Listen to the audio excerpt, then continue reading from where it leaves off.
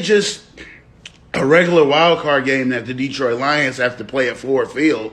No, this is a huge game. This is the biggest game in their franchise history because the Lions are essentially matched up with a guy who's leading an LA Rams team, who led them to the playoffs this year.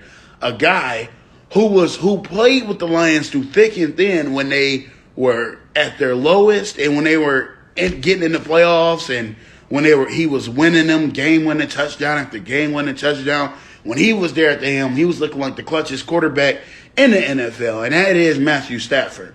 So the Lions are going to be matched up with the Rams, and honestly, that's going to be the most interesting playoff game of the weekend coming up. And I feel like the Lions and the Rams, this is going to be a game that really you could say is a toss-up because, I mean, I know this ain't the same Rams team from 2019 through 2022 anymore, but because that super team is gone, people are washed up, and Cooper Kupp isn't one of the designated options to win a game for the Rams. They look at that rookie, that Puka guy. He looks like one of the primary targets now for Matthew Stafford. So if you look at what the Lions matched up with the Rams, Aaron Donald, let's not act like he still isn't one of, if not the best defensive player in the entire NFL.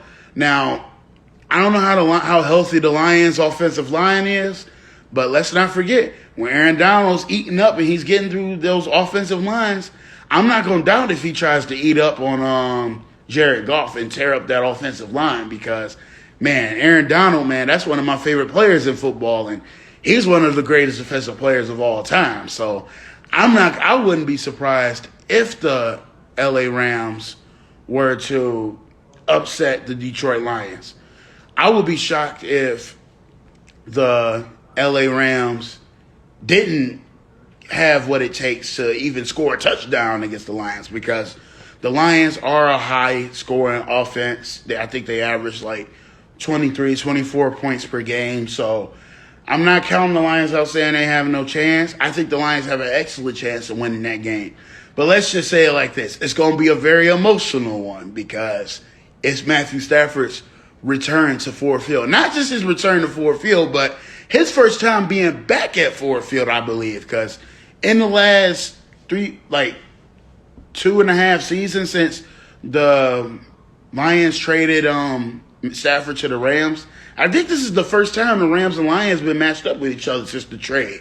And Jared Goff is hungry. And, he's going to be very angry and upset because Sean McVay, traded him away after, Goff took them to the Super Bowl and they lost to Tom Brady and the Patriots.